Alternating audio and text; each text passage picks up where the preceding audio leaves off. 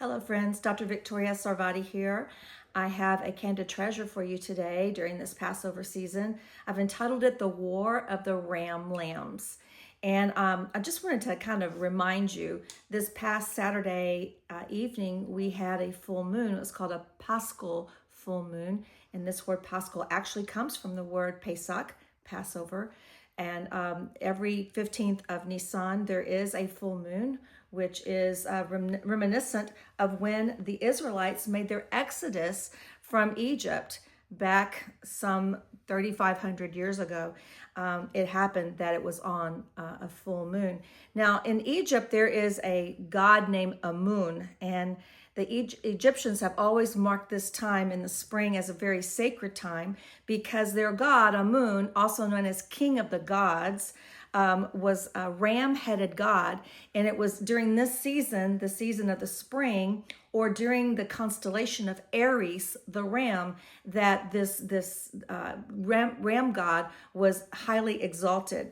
The stars in the sky, or the constellation of Aries, was the most dominant of the Egyptian zodiac signs. And when it's coupled with the full moon, then it's thought to be that Amun, or Aries, was the most formidable god and the most powerful at that time. They believed that they were a superior people, especially to the Hebrew people. They associated themselves with their powerful god. This is why the Egyptians boasted so much as a greater people and boasted in their gods, especially over the heads of the Hebrew people. Now, it was also on the 14th of Nisan, the day before the full moon, that the Hebrew children slaughtered a male lamb, also known as a ram. This was a slap in the face to the Egyptians. This communicated that Amun was an impotent god in their eyes.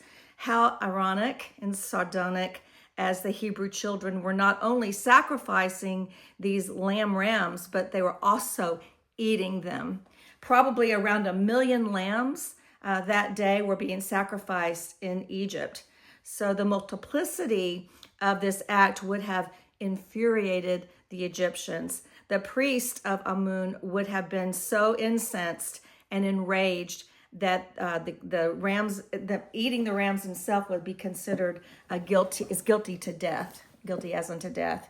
Another note: the Greek historian Herodotus wrote that the priest of Amun, actually his name was Amun-Re, abstained from eating sheep and lambs altogether.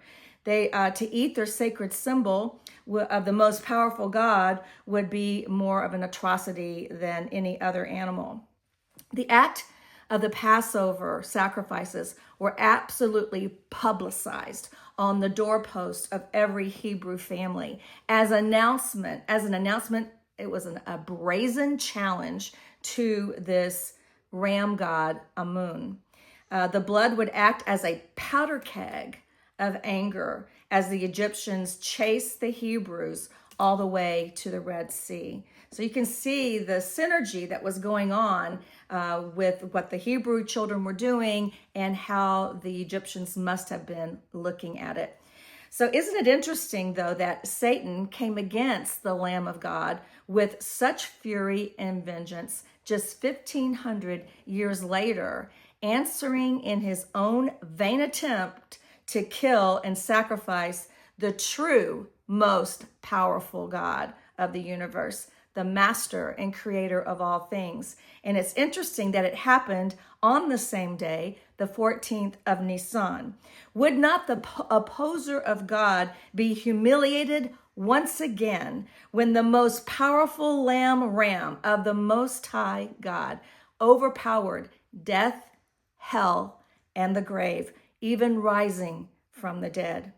You see, Yeshua is God's Passover lamb. He's God's Passover ram. And it's in the face of Egypt. It's in the face of the opposing one that comes against God and tries to match his power. There is no match. Who is like our God? There is none. He is the victor, and in him we can boast. Have a wonderful Pesach.